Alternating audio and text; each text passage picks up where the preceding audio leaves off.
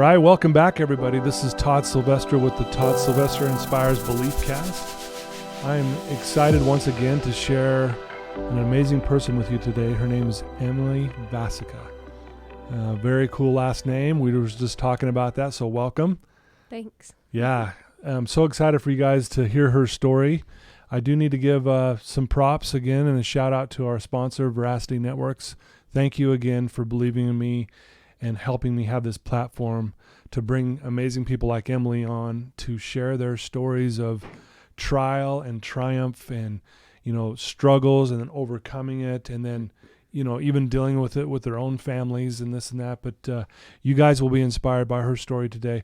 I've known Emily and her family for 25 years, if not longer, right? Yeah. I mean, it's been a long time. She grew up in the neighborhood, in our same neighborhood, over in the Sandy area. And I got to work with some of her brothers. I was one of their leaders and know her mom and dad. I love them to death. Great people. Emily's no different, but she has a story where she had to go through some very, very difficult times, which we'll get to in a minute. But I'm just excited for her to be on. She is the mother of 4 beautiful kids and married to her sweetheart for almost 20 years this March. Is that correct? Or this March coming up. She's a faithful member of her church, which is the Church of Jesus Christ of Latter-day Saints. Again, has a great family where she grew up with. She talks about how her story has an amazing story, but it's never finished. None of them are. Yep. It's ongoing. We're still writing chapters of that book. And I can't wait to kind of catch up and hear that part as well. So, Emily, why don't you give us a little background of, about your family and growing up?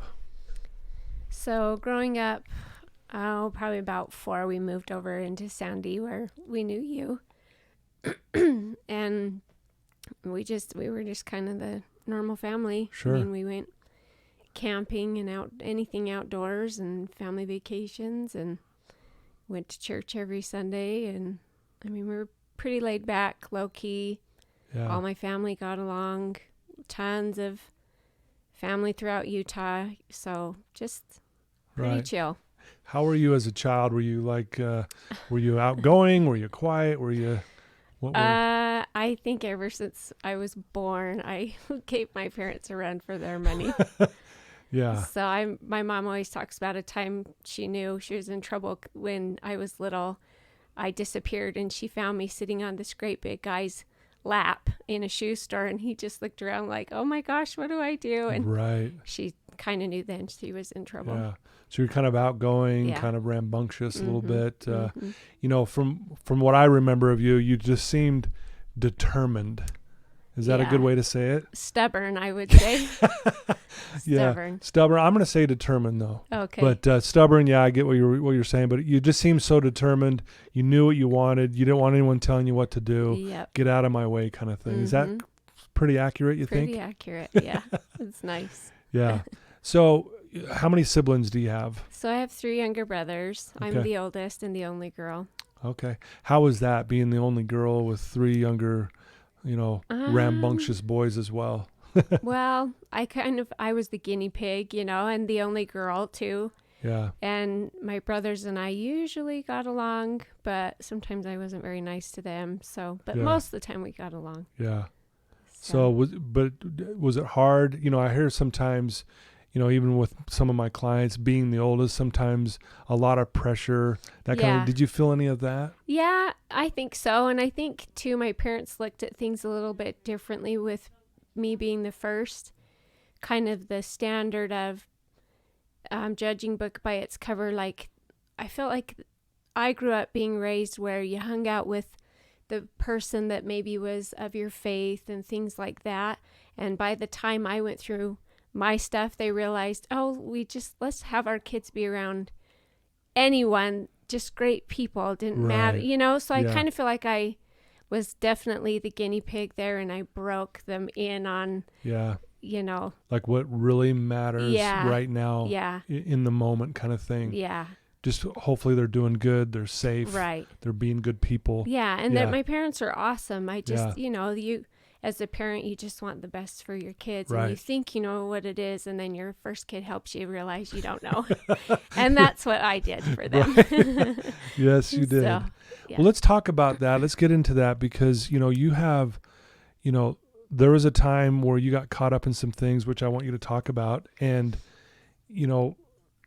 there was something that I think that most families actually unfortunately at this time deal with, and it's around addiction, it's around drug abuse, alcohol abuse, all of that, among other things. So let's tell us about, as you got, went through junior high and high school, and then kind of how you led up into what you got caught up in, and then kind of go from there. Well, mine actually started more at the time of around 7. Okay. So I was you can't say molested or anything like that, but I use the term assaulted. Okay. By the neighborhood boys. Oh, okay. And so things for me started spiraling by probably 7. And because I remember even being 8 and going to get baptized. And even then I thought, this is all a bunch of garbage. The church is garbage. Right. Teachers are liars. I mean, that was my thinking when I got baptized. And I remember that so clearly. Yeah. And these neighbors, they would, one time, for example, they were young, probably ranged from ages of 6 to 13, I think, at the time. I'm trying to remember everyone's ages. But like one time they pinned me to the ground and they ripped open my shirt, took turns, copying a fill basically, and sticking their tongues down my throat. Oh, wow. And this was like how it kind of, another time. And I kept going over there too, by the way. Because I remember thinking, you're told to tell your parents if an adult does something to you. Right. But I was never told to say anything if it was kids. Yeah. So I remember thinking all the time, I must have done something to egg it on. So little things like that would happen. So I don't say I was molested, but I tell people I was sexually assaulted, I guess. Gotcha. Is the right word. Yeah. Well, as kids too, we're very literal. So when it's like, hey, when an adult does this, Yeah. so literally you just go, okay, if it's an adult, I'll say something. Yeah. Like you just, but here it is. It's the neighborhood kids. Some of them your same age. Yep. You're just like, well, this is just. Yeah. So I just didn't feel like I should tell my parents. I was afraid I'd get in trouble for it. I probably did something to egg it on. Because like I said, it didn't happen all the time, but it just happened once in a while, little things like that. Right. Anyway, so because of that, I was already a mess, by 7 or 8. Right. And so come like 10, my mouth was worse than a sailor. I didn't believe in the church at all because I remember thinking I didn't do anything wrong and this stuff keeps happening. And by that point, I was already so angry. I hated adults. Right. I was swearing at teachers. I mean, by 10, I was just mean. Yeah. I was the bully. I was the bully in school. Yeah. And so it kind of just spiraled from there. And somehow, friend-wise, I started flocking to, unknowingly, I didn't know their stories, and yet somehow I kept flocking to intuitively people. Connecting with some more people on your same, energy. Yeah, and had similar or worse things done to them. Okay. And you don't even know that about each other, and yet somehow I always flocked to those people. And even by 10, and as I get to know them, I find out about them, and it was like, oh, me too. Let me tell you, Interesting. So it was interesting how that happened. And then probably by 12 is when I would do the silly things like sniffing rubber cement. And I remember crushing up Tylenol and snorting Tylenol at 12. At 12, wow. Yeah, and I got like this little 5-minute buzz and then nothing. Right. Which I learned later was apparently really dangerous. Very dangerous, yeah. Were you doing this alone at this point? No, it was with the friends that I was. The same friends. Yep. Yeah. Yeah, we just kind of all realized we were like the bad kid, and got into trouble together. And so, by 12, I was already doing stuff like that. Wow. I remember at 12, so by that point, the neighborhood boys had stopped doing what was going on. I was older now and was able to fend for myself more, and they grew up more. Right. And I have to say, they weren't bad people. Right. But they were allowed to look at pornography and stuff, the magazines back then, right? Yeah, it was all magazines right. back then, yeah. And how could that not mess with your head, Yeah, you know? right. And some of them I still communicate with time to time. I've forgiven them. I get that they were just hormonal teenagers. They aren't bad people. They weren't. Right. Anyway, so moving along, still continuing to talk to these same guys, but like even by 13, I would tell them like that my future career path was going to be a prostitute. Wow. Like I remember thinking so little of myself that I just knew that was the way I needed to go. Yeah. By 12, right. I thought that. Did your parents know at this time that you're kind of that type of, mentality going on? They knew I was like a trouble kid. Right. I was mouthy, so disrespectful. Yeah. Always finding things to just irritate them, But as far as like what was going through my head and what went on with the neighborhood boys, they had no clue. Right. Well, I want to point one thing out and then I want to continue. This is really, really good, Emily. Thank you for sharing it. Is anger is a secondary emotion. It's a defense mechanism. Yeah. And whenever someone like a child is angry, it's masking two emotions, hurt and fear. And I'm saying this more for our listeners that, when we're hurting and we're scared of something, we get angry as a defense mechanism and we project it onto someone else, whether it's parents, a friend, a teacher, or ourselves. And I just want to point that out to the listeners. And so that's what I'm hearing is you went through that, being sexually assaulted. You were hurt. That's scary. That's not, a kid's that age shouldn't have to go through something like that. And so I think the way you were dealing with it is you were acting out in anger, mouthy, defiant, like again, stubborn, determined, whatever, doing your own thing. No one can tell me what to do. But I just wanted to point that out. I totally agree. The other thing that started when I was 12 or 13 years old was the cutting. I was cutting everywhere. Really? My legs, my arms, my chest, my stomach. It didn't matter. Pen lid was the normal. Yeah. And I would just sit and just cut with my friends. We'd have like cutting parties. We'd be in a room together and just cutting and talking about what we were mad about or upset about or how good it felt. Because it releases what is it, endorphins? Is that the right word? Yeah, because you have so much emotional pain that the cutting, the physical pain feels better than the emotional pain. That's why it feels good. People are, I'm glad you point that out, is people are probably wondering, why do people cut? Yeah. Why would they do that? It feels good, which is so weird. Yeah. But in a way it does. Yeah. Wow. Yeah. So you're having parties doing that. Yeah. Do your parents know you're cutting? You hid that from them as well? Yep. I made sure to do it where clothes would cover it. And so, yeah. So this continues, obviously. You're doing more, maybe risky behaviors and things like that. And, 13 and 14, well, that's junior high still.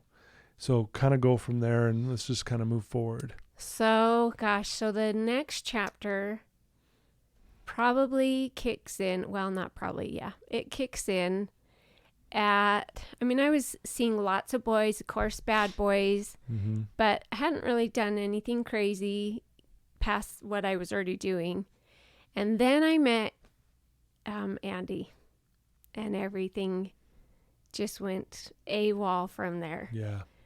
Talk about that, yeah. So I met him in 9th grade, and he was the most beautiful thing I'd ever seen. I met him skating, and I knew immediately he was a rougher kid, which of course attracted me to him. Right. Which is so ironic considering what happened in the past. You would think you would be attracted to the opposite. Yeah. But you're not. And I think it's because you only feel worthy of the tough bad boy. Yep. So anyway, he came into my life and we hit it off that night. And I would say within days we were officially boyfriend and girlfriend. Yeah. I don't even know where.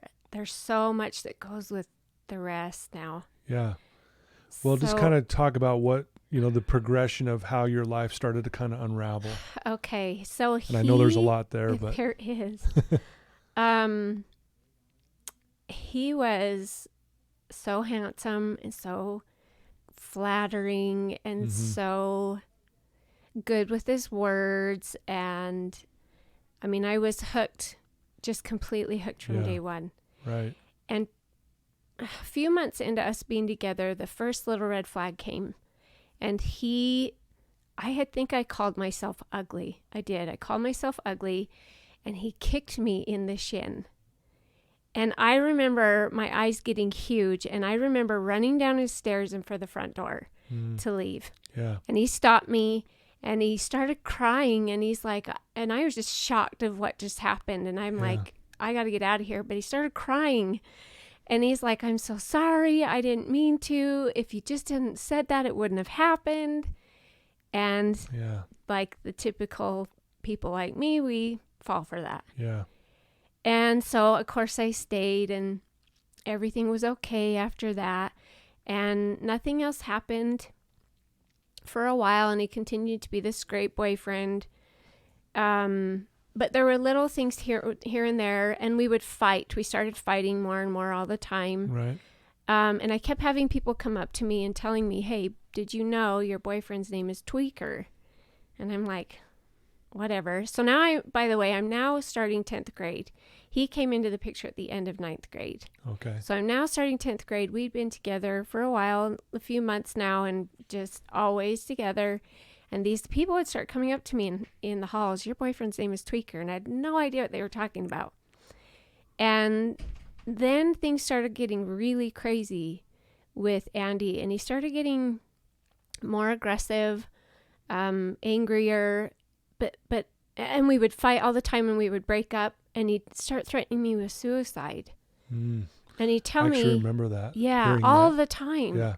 And he would tell me, if you break up with me, I'll kill myself. Or you had pagers back then. Yeah. And he would page codes, and I knew how to break the code. Right. I'm going to kill myself. If you don't come over here, I'm going to kill myself. So I would always go back. Yeah. One time I remember, and this is when I started smoking.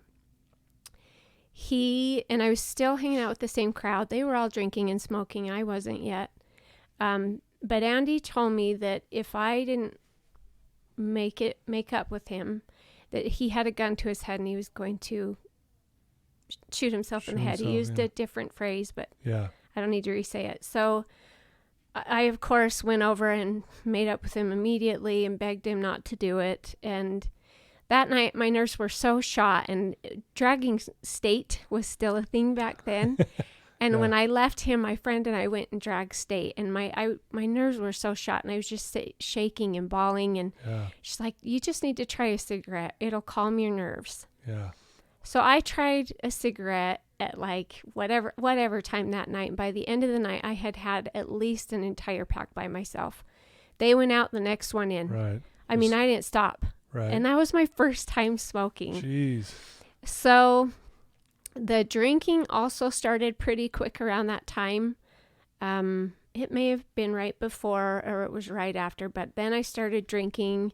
So now I'm drinking and now I'm smoking. And it just kind of all happened within like a week of each. It just was so fast. So I was drinking and smoking, and just kind of numbing things, but still with him, and more aggressive things started happening. Pushing, shoving, always the threats of suicide. As a way to just keep reeling you in. It was a manipulation at the time to just have you come running back kind of thing. Yeah. And so this went on for a while, and then I don't remember how I found out, but I was at a party with all my friends, and come to find out, I'm the only one going to bed at this party, and they're all still up partying. And I found out that night that all of my friends are actually using something called crystal meth.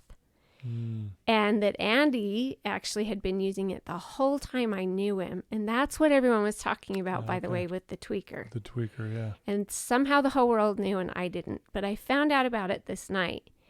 And so they're all some are telling me to do it, and some are telling me don't do it. You'll never be able to stop.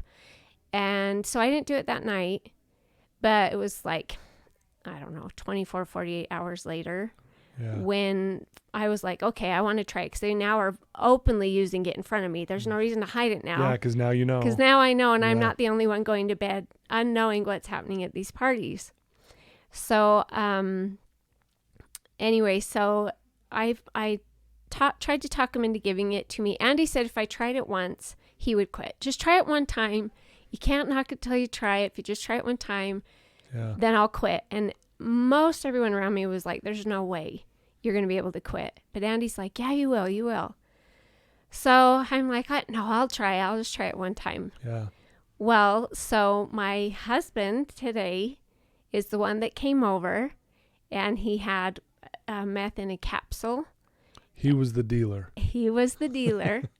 And he gave it to me. By the way, I didn't like this guy very much. Right. At the time, I thought he was a jerk. Travis. Right. So he gives me these capsules. I take them, and everyone was like, what are you doing? Except, of course, Andy and maybe a couple others. Right. Like, yeah, cool. So I took it. I didn't feel like anything was happening. So we had him come back, and this time I snorted a line. And that was it. Yeah. It was just over. There was no once every couple months. You're like, it was like the smoking and the drinking, just always. I was taking bottles of vodka to school in my water bottle and drinking it in class. Man. I mean, there was no moderation. No moderation. No moderation. All or nothing, right? All or You're nothing. all in. Yep. Yeah. And so that's how the meth addiction started. Man. And that's how I kind of knew Trav before, but that was my first real encounter with Travis. Okay. And so then the meth and everything else was just crazy. 24/7 partying. School I'd already kind of dropped out of anyway, but for sure it's over now, because all I want to do is drink, smoke, and do drugs. And I do want to point out you're married to him now. So the first drug dealer is still currently my husband. Yeah, 20 which years is later. an amazing story in itself. And I just want to point that out. It's probably one of the rarest things in the world. Yeah. But I just want to point that out, and we'll get to that in a minute. But so anyway. Yep, crazy. It is crazy. Okay, so let's see. So all the partying's going on. Mm-hmm. Andy and I, things are getting more aggressive. I'm now kind of to the point too where I'm almost calling him on and egging him on, Andy, it's just so toxic. We were so toxic for each other. And we got into a huge fight and broke up again. Mm-hmm. And ended up getting back together again. Right. And it was quickly after that we were down in a friend's house, and he hit me in the face with a pool ball. He didn't throw it like it was in his hand. Oh, wow. And he punched me in the face with a pool ball. So I broke up with him again. Right. Right then, I went and stayed at a friend's house, and her mom put an ice pack on. At this point, my parents know I'm a total mess. They know there's major problems. I've been locked out of the house a few times, rightfully so, because I was such a mess. Sure. I mean, they said, you're home by this time or we're just locking the door, because they had to find a way to live in peace, right? Right, yeah. So at this point, they still don't know about the initial, how everything began, but they know that I'm just a mess. Yeah. At one point, Andy came over before the pool ball incident. It had to have been right before. Mm-hmm. He came over and he threatened suicide again. He came over and stabbed a stuffed animal that I gave him and ripped it open and threw it at me, and then told me he hoped I would die. I'm just trying to remember all of this, how this all played out. Sure. But I remember I went out my window for whatever reason, and he followed me, and I ran, and I passed out. And he picked me up and carried me back to my parents.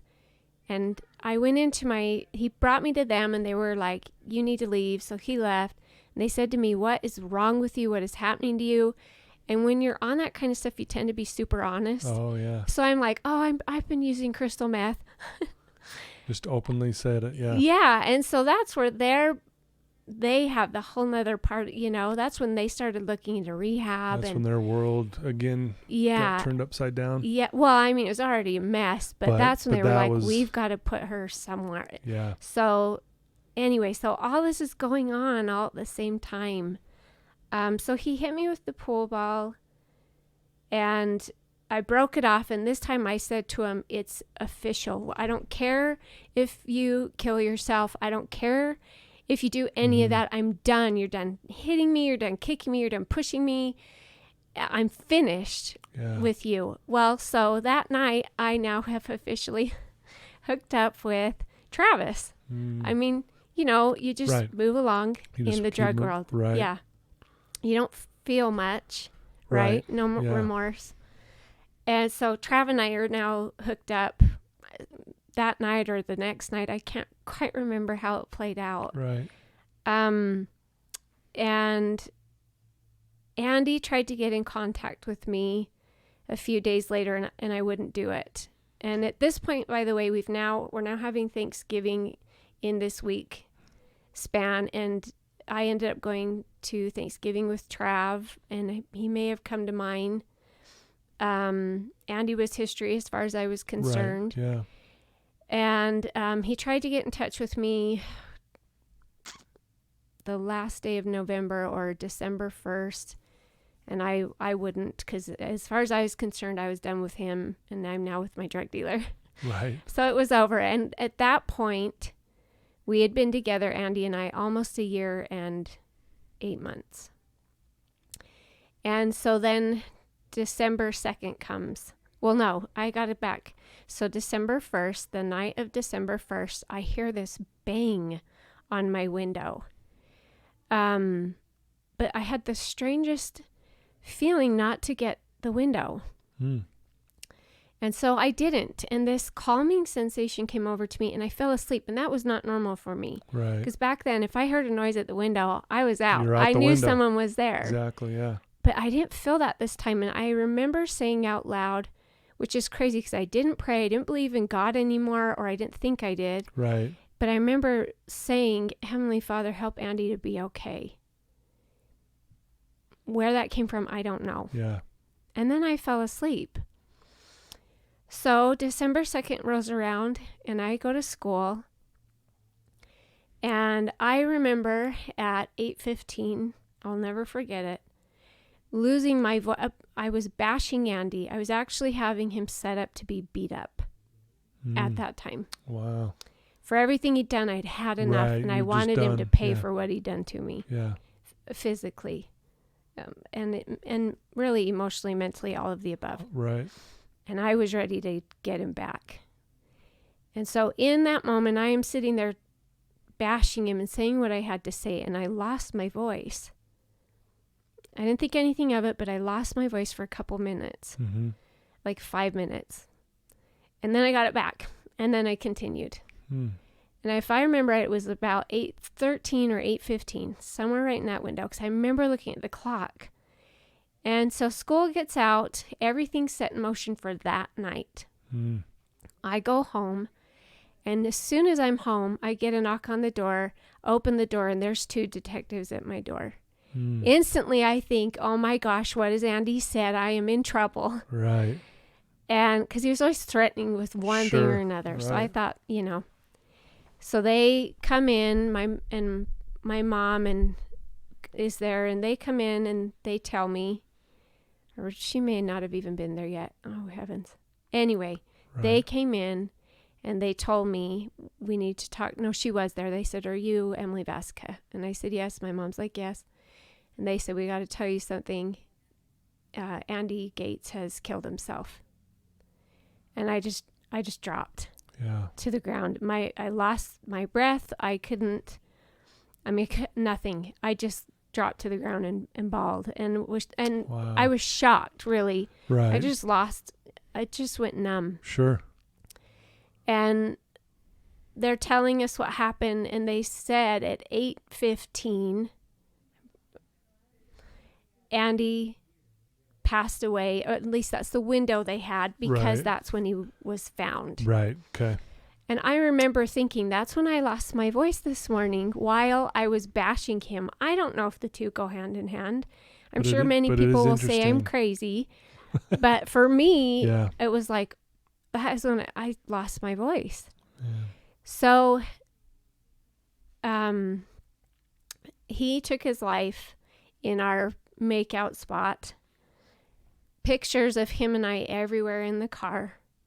And 3 letters, one to his best friend, one to his parents, and one to me. Clearly letting me know this was my fault. Wow. So it just went numb from there. We had the funeral. I remember the night before the viewing, making a poster of him and all of his friends and I for the viewing. Right.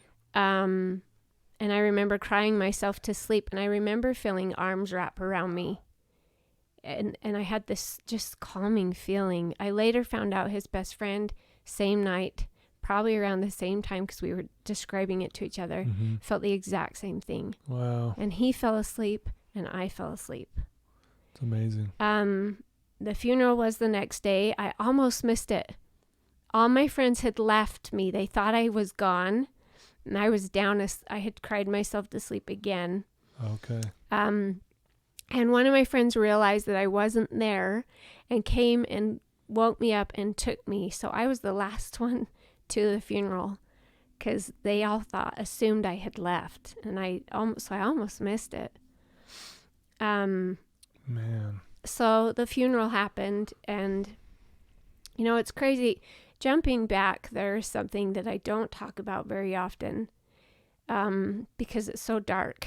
But Andy and I and a few friends, we played the Ouija board a lot. Right. And at the time, at the time, I had, because of everything Andy and I had gone through, I had, every time we broke up, cheated on him. Right. Well, this board told him that at the last time we played, and it also told me that Andy was going to try to kill me, and it would kill him. He would kill himself before the end of December. Wow. Again, people are going to say I'm crazy, but I have friends that were there. I'm not crazy. Right. And we don't know if he came to my window that night and what his intentions were. The police did find a rope, like a noose. Not sure what that was for. He came to my window the night before. A friend placed his car at that same spot in the park the night before, but he wasn't in it. Wasn't there. Yeah. And so as everyone's kind of telling their stories of what they knew or saw that week, all these things kind of added up. So they're pretty sure, the police were pretty sure, Andy came to that was him at my window that night. And who knows? Right. So he took his life that morning, and then I went to the funeral, and then that night my parents cornered me and shipped me off to rehab. Yeah. I remember that. I do. I remember that part. Yeah. Just hearing that in the neighborhood, Yeah. Yep. Everyone knew that. Yeah. So rehab, I was there 5.5 months. The best thing about it was my parents knew where I was, and I was safe. Yep. It was good. I got caught back up in school. There was so much drugs and sex going on at my rehab. Tons.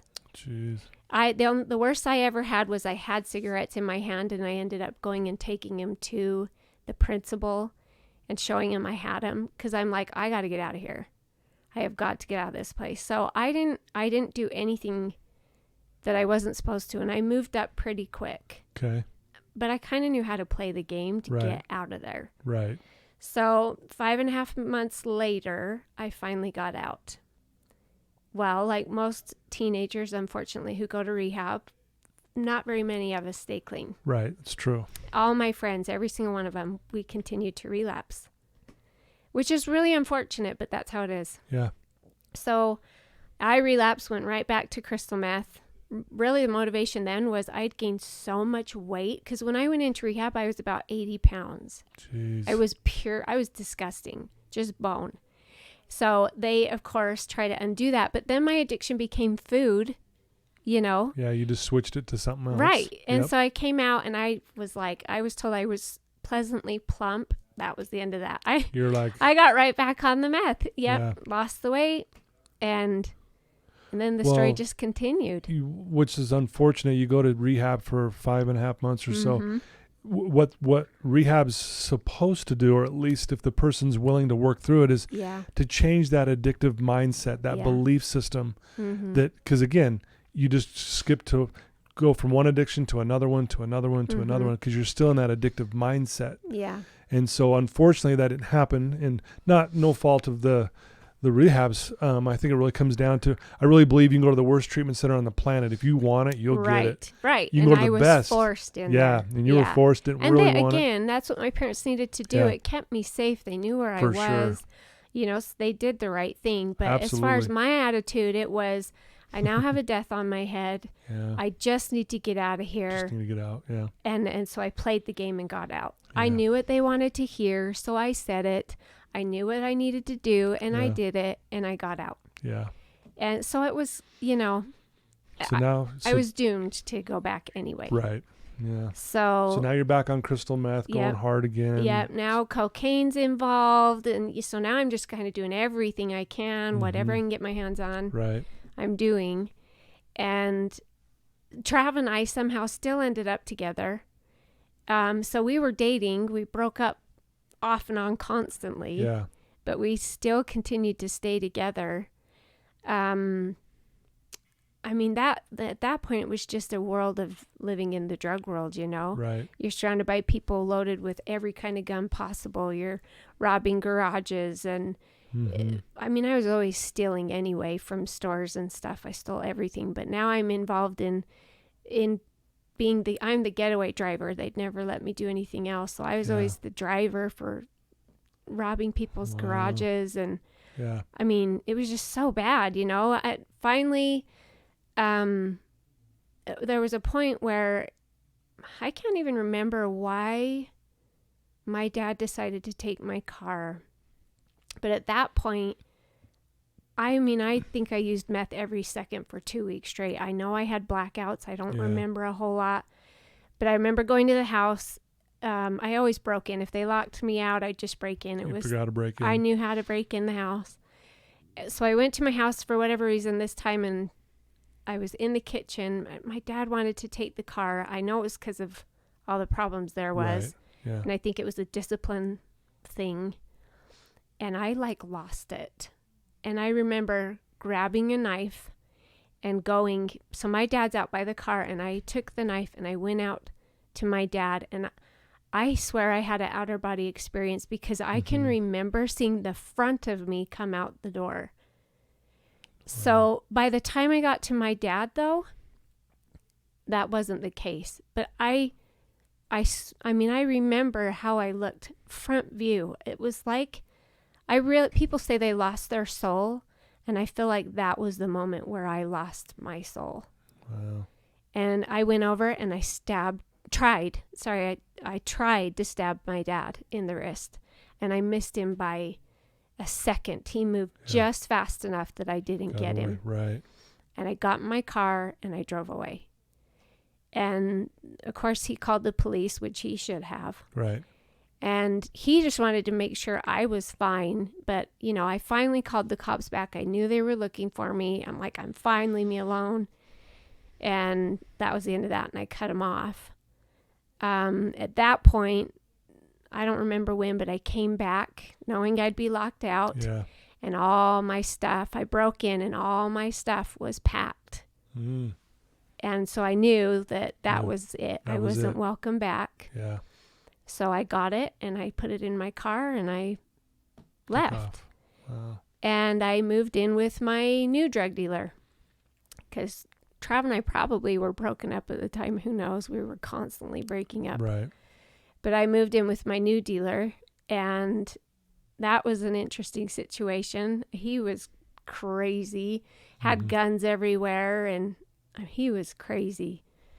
And so I lived with him, and Trav Which, by and the I, way, so were you at the time. oh, I was nuts. You know what I'm saying? Oh yeah, go Like, ahead and say I was. No, I'm just saying, let's be I real was a here. mess. Yeah. Because like attracts like. Right. You were on this crazy path, yes. so crazy fit with you. Well, and like I said, I really felt like I lost. Yeah. After what I did to my dad, my soul was just gone. I was already such a mess. Wow. But at that point, it was like. That was, yeah. I didn't even care. Yeah.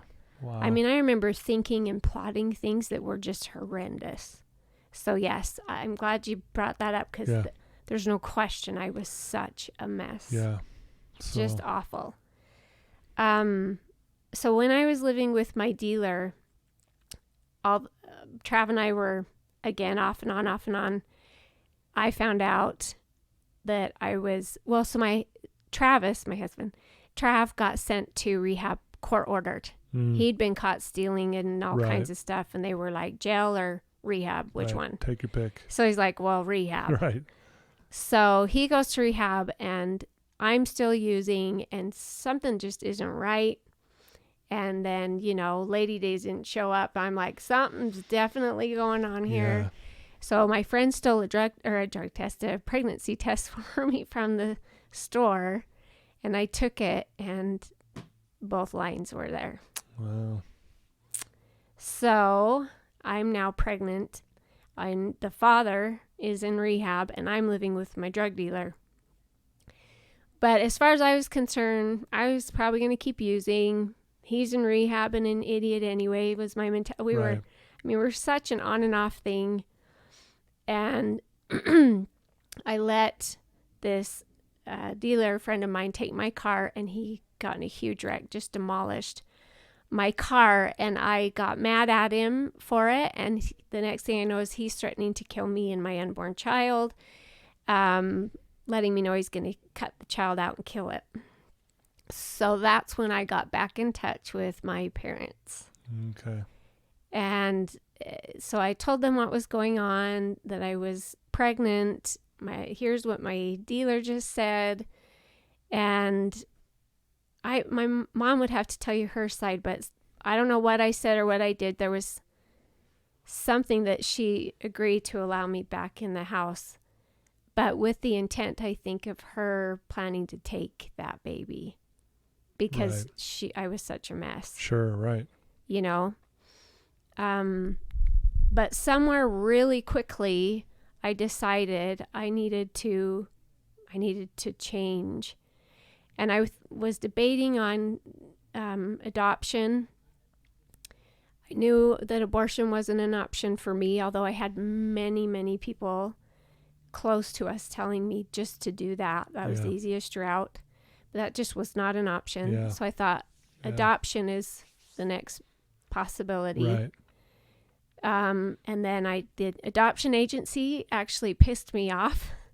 So I'm like, fine, I'll keep it. Like, that was my mentality, which goes back to how crazy my thinking was. Right. You're going to be a jerk? Fine, I'll keep this kid. I'll keep it. Yeah. so that is what happened. And that's when I decided, okay, I gotta change things. And the last time I used drugs was Memorial Day when I was pregnant. So this coming Memorial Day will be 21 years sober from powders, I would say. Right. The alcohol and the smoking kept going off and on for a while. Yeah. But all the drugs ended that day. Wow. So I had cocaine in a cigarette. And after was like, what am I doing? And I was like, I'm done. And I stopped. Just stopped. Yeah. I hear this so often, even with addiction, where like you just got to that point where you're like, what am I doing? And you're just like, I'm done. Yeah. I hear this so often. And it really reminds me of the power of that inner decision. No one could have made you have done that. Nope. You were defiant. No one's going to tell you what to do. Yeah. You're going to piss me off. I'm keeping the baby, right? But I love that. I'm glad you point that out. And congratulations, by the way. Thank you. That is, I mean, if people who don't know you hearing this story, they're going to, when they see your picture, they're going to go, that was the girl? I mean, you're just this beautiful, innocent looking, just amazing person. But when they hear what you've gone through, it's going to blow them away, kind of thing. So, but I want to point that out. But I also wanted to say congratulations. That's amazing. Well, thank you. So you make this decision. I'm not going to do this anymore. And let's kind of jump ahead just a little bit. I know you got a lot of your story is unbelievable. Well, no, jump ahead. Go ahead. But just, so was that when obviously things are starting to change and you're starting to look at life maybe a little differently. And let's just talk about how you got to where you are today. Because today, man, you're the strong mom who's trying to do the right thing. You're a loud voice, championing people, including your own children, to doing the right thing. Talk about how did you get here? Well, there's no question, and we've told Tanner, both Trav and I, but over and over again, you were our guardian angel. Mm-hmm. My oldest. Yeah. And he was my guardian angel. Yeah. My mom will tell people you would never think your daughter getting pregnant was an answer to a prayer. Tanner was that answer. There's no question. Yeah. And it was enough for me. Right. As far as honest, where I am today, I still kept drinking and I still kept smoking, but it was usually just when I was mad. I knew it needed to stop. Right. I did not want that life for my son. Sure. But anytime I'd get mad, I'd go, secretly drink wherever with Trav, or I would secretly this or whatever. So that took a couple more years to stop that. Trav and I, so he went through rehab. We didn't really speak again till he got out of rehab and started using immediately. And so I kind of cut him off. His dad actually tried to talk me into taking him back. And I'm like, no, I'm done with that life. Right, sure. And he's a mess. So we ran into each other a couple months later, and I was very pregnant at that point, and decided to try and work things out. Mm-hmm. And of course, he had me convinced he was going to be better, or was doing better. Yeah. And he was eating and sleeping, and those were usually the main cues. So I'm like, maybe he is really better. So we got together, and we were living together when we had Tanner.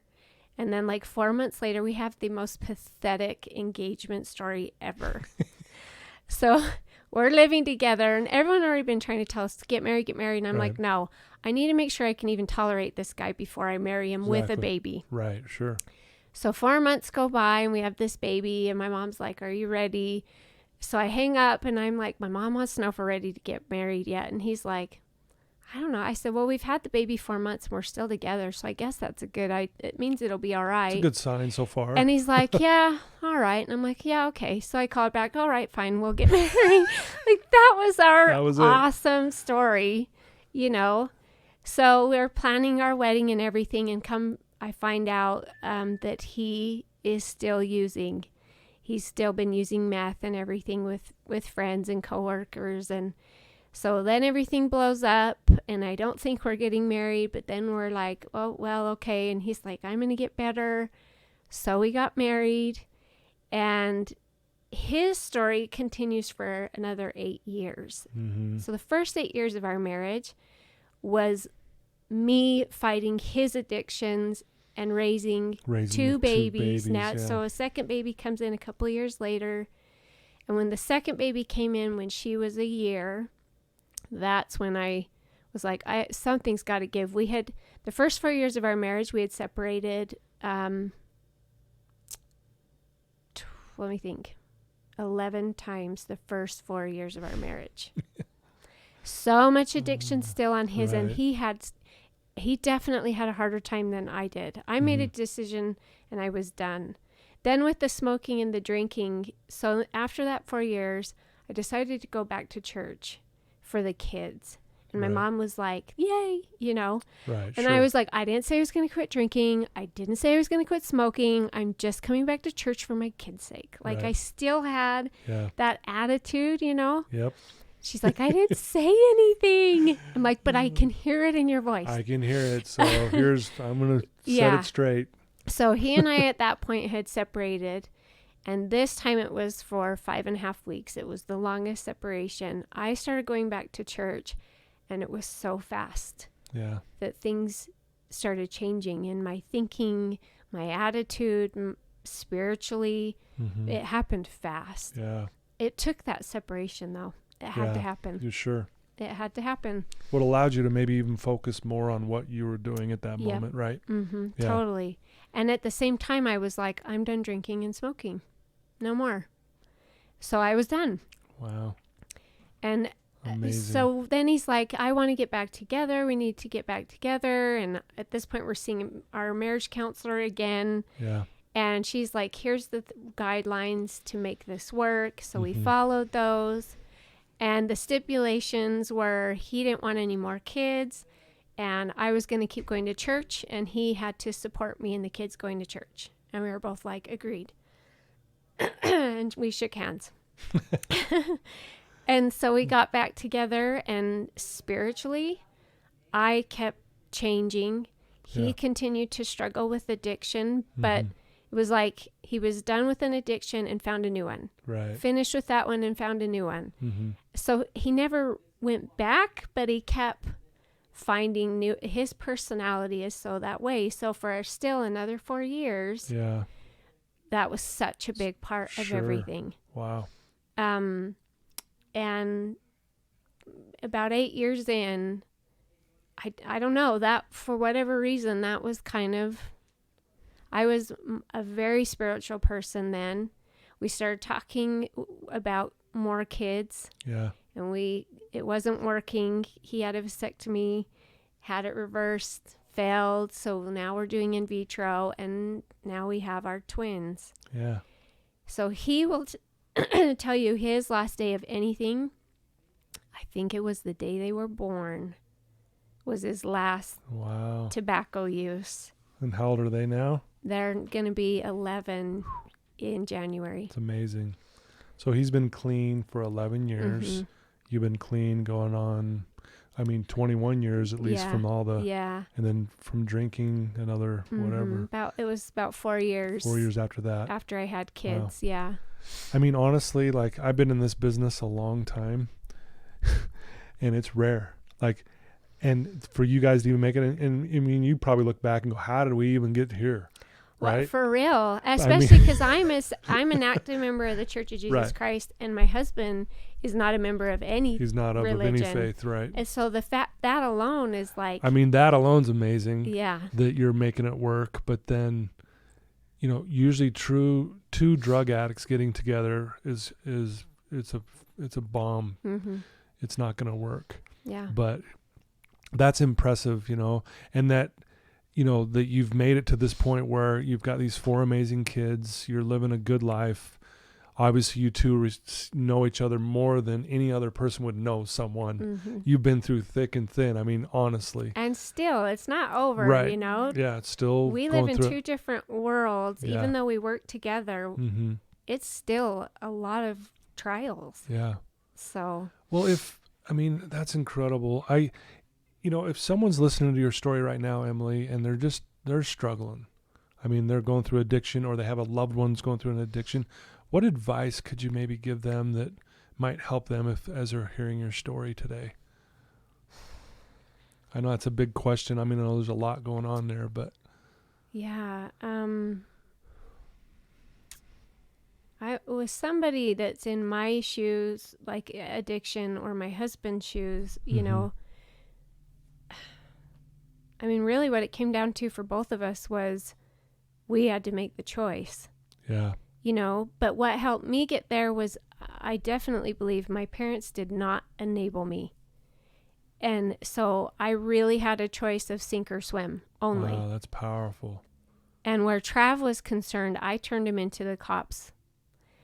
anytime something else would come up, I'd call the police. So you didn't enable him. I did not enable. And I know a lot of people are like, well, you stayed with him. Well, but we threw him out till he was sober. Mm-hmm. I turned him into the police. Like, I did not enable him. Right. It really was, getting to the point where I was preparing to leave him. Mm-hmm.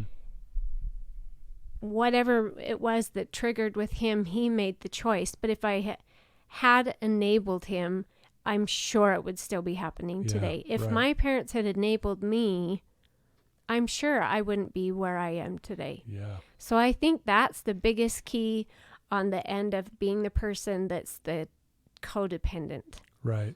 Is do not enable. Yeah. No matter what. No matter what. And that's tough. Props to your parents, by the way. I want to give them props. Sure. They're amazing parents. I've known them for a long time. And I mean, addiction was all brand new to them. For them to know and have the wherewith of saying, we're not going to enable Emily. We have to kick her out. We have to lock the door. We have to take her car away. We're not going to put up with this. Mm-hmm. Like you said, you have to sink or swim. Yeah. And a lot of parents think, oh my gosh, well, what if they go out and die? Yeah. They're going to die anyways. Yeah, exactly. So at least cut off all the stuff that they use to, use excuses to keep going. And now you've put them in a position. What are you going to do now? Yeah. That's really cool. And that they you point are that going out. to pass. They are going to die anyway. And my parents finally came to the reality. What's really the worst thing? Mm-hmm. Because people would say that kind of stuff, and they're like, her in the next life, no longer going through this. Yeah.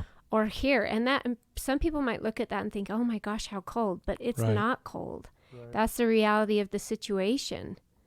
And it was the same situation with me and Andy. Mm-hmm. Let him keep hitting me and doing everything else to me. Right. Or be done and call his bluff, which he was not bluffing. Right. And by the way, I have to say, that took me 7 years with everything else that I just talked about. 7 years for me to get through that, to stop blaming myself for that death.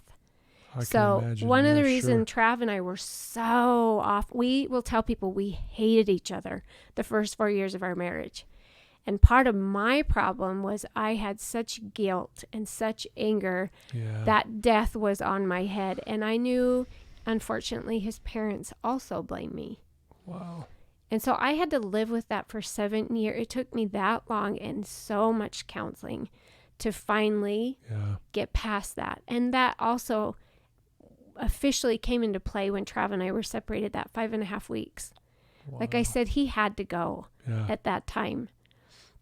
And I really learned then, even though I unfortunately relived that week every year. Right. But I no longer, it's not my fault. He was going to do it anyway. Right. Just like my parents had to take care of themselves and their 3 boys at home. Yeah. Because I was going to do what I was going to do anyway. There was nothing they could do. Yeah. Wow. Well, you are doing something by sharing this today, Emily, and I can't thank you enough. It chokes me up because I knew you when you were this young girl, but to see you now and just, how well you're doing, how you're thriving. And again, I know we all have our struggles still. We're still going through stuff. We all are. Mm-hmm. But to see how you're handling it and how you have handled it over the past several years is pretty remarkable, actually. And I just want to thank you for being vulnerable today. And I think that is, I know someone's going to hear this. A lot of people are going to hear this, that you're going to help just by sharing. So I think that's what we can do, is just share and hope someone, gets some strength from our story. Thank you. Yeah.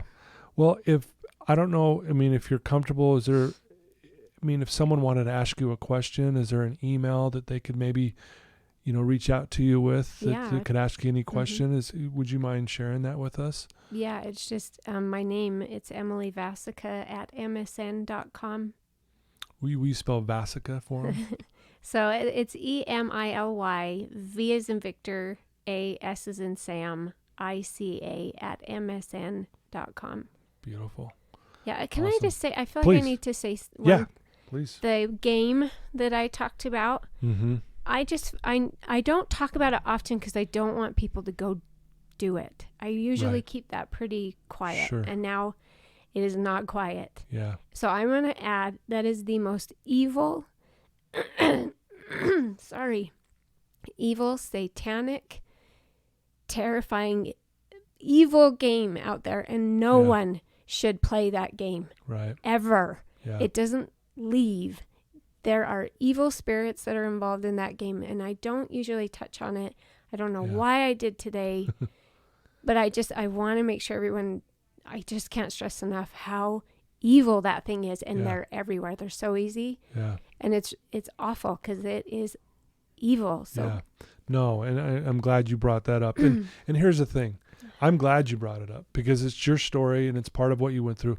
But I want to share a principle along with what you just said. And I'm glad you said this. What we focus on increases. That's the law of God. It's the law of the universe. Mm-hmm. So with that game, what you do is you focus on all the evil. Yeah. And you're right. You invite all that evil into you or into the room or what have you. Right. So when we're focused on the good, yes, that expands, that magnifies. Yes. Right. And that's what you're doing now. You are a light. I mean, if people could see you right now, you glow. I mean, it's beautiful. It's fantastic because your focus is on the good. Yes. That you're good. And those things weren't your fault. And yes, you went through a trial, but look at you now. It's a beautiful thing to put up to witness. So thank you. And again, thanks for bringing that up. But again, there you go, listeners. If you focus on anything, it will increase, good or bad. So I'll challenge you, listeners, along with Emily's request, let's focus on the good and watch what happens. Yep. You know, and if you have someone struggling, great advice. Do not enable them. Matter of fact, if you really do love them, hold those tough boundaries. That's what's going to help them, sink or swim, and they're going to have to figure that out. Mm-hmm. So anyway, thank you so much. Thank you. An amazing story. I know there's so much more to that story, but I can't thank you enough for being willing to share. And so there you go, listeners. Another amazing story by an amazing person, Emily Vasica. Very cool last name again. It's Czechoslovakian. We were just talking about that, which is really cool. But please reach out to her if you have a question for her on her email and ask her any question. I'm sure she's an open book. She's not afraid to talk about her story. If you need help, she'll point you in the right direction. You can also reach out to me as well, as you guys already know that. So there you go. And again, Emily, thank you so much. Thank you. Okay, till next time.